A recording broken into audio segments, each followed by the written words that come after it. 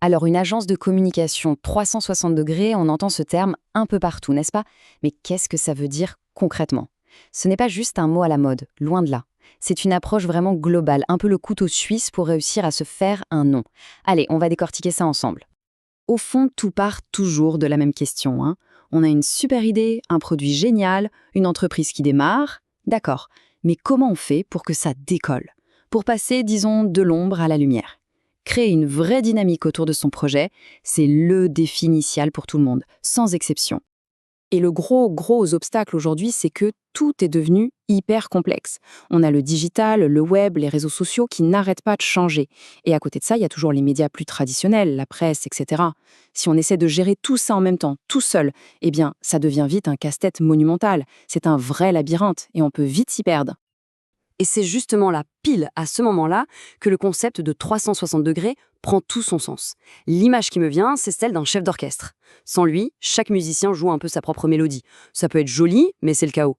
L'agence 360, c'est ce chef d'orchestre. Elle va s'assurer que tous les instruments, que ce soit le digital, le site web, une pub dans un magazine, jouent la même partition, en parfaite harmonie. Le but final, c'est que le message soit super clair, super puissant et surtout cohérent, peu importe où on le croise.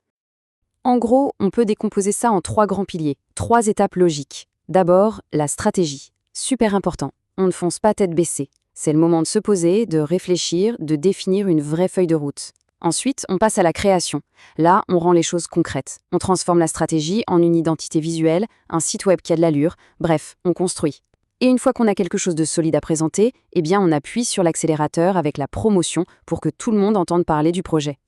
Bon, ça c'est la théorie. Mais en pratique, par où on commence? Le premier réflexe serait peut-être de se jeter sur la pub. Mais non. Avant ça, il faut des fondations vraiment solides. Et ces fondations, c'est l'identité numérique.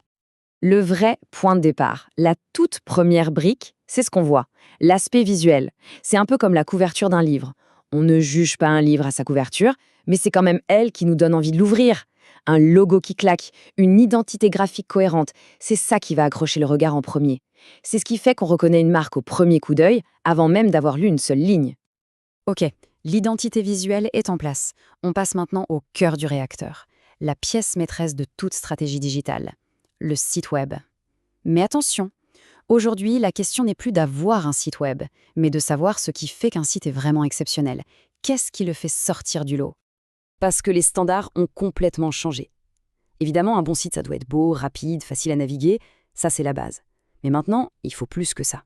Il doit être intelligent, c'est-à-dire optimisé pour que Google le trouve facilement, ça c'est le SEO, mais aussi, et c'est plus récent, optimisé pour les intelligences artificielles. Par exemple, bien structuré pour que les assistants vocaux puissent le comprendre. Et puis, le critère essentiel, il faut qu'il soit simple à gérer au quotidien.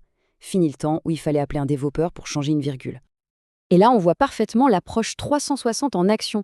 On ne crée pas un site web dans son coin en se disant « bon, le marketing, on verra après ». Absolument pas.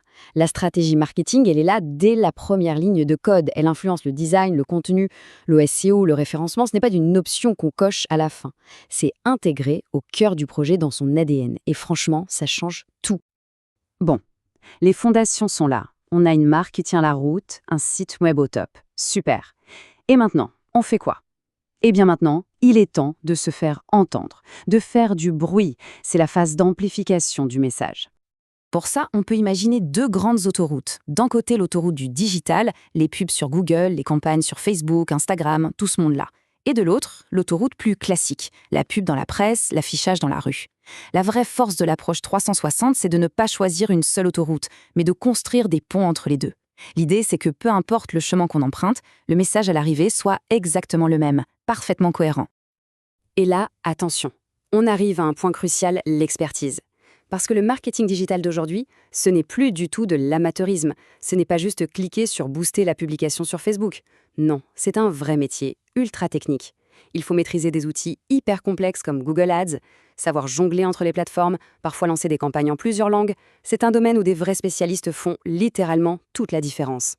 Jusqu'ici, on a parlé du quoi faire et du comment le faire.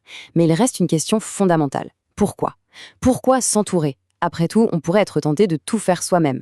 Quelle est la vraie valeur ajoutée d'un partenariat comme celui-ci? Eh bien, la réponse, c'est que ça va bien au-delà d'une simple relation client-fournisseur. On n'achète pas juste une prestation de service, on construit une relation, un partenariat. La valeur, elle n'est pas que dans la compétence technique, elle est dans le fait d'avoir une équipe qui apporte sa créativité, son expérience et qui s'investit à fond dans la réussite du projet. En fait, c'est toute la différence entre un prestataire qui exécute et un véritable allié qui co-construit. Et l'expérience, justement, ça se traduit en chiffres. Prenez un nombre comme 17. 17 ans dans ce métier, qu'est-ce que ça veut dire concrètement? Ça veut dire qu'on a vu naître Facebook, qu'on a connu le web avant les smartphones, qu'on s'est adapté à chaque mise à jour de l'algorithme de Google.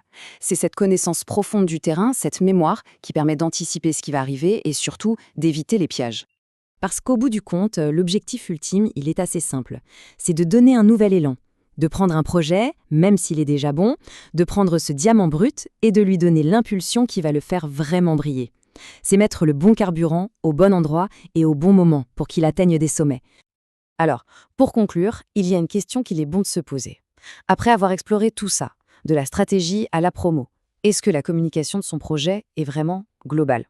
Est-ce que toutes les pièces du puzzle s'emboîtent parfaitement? Souvent, rien que le fait de se poser cette question, c'est déjà le premier pas vers un nouvel élan.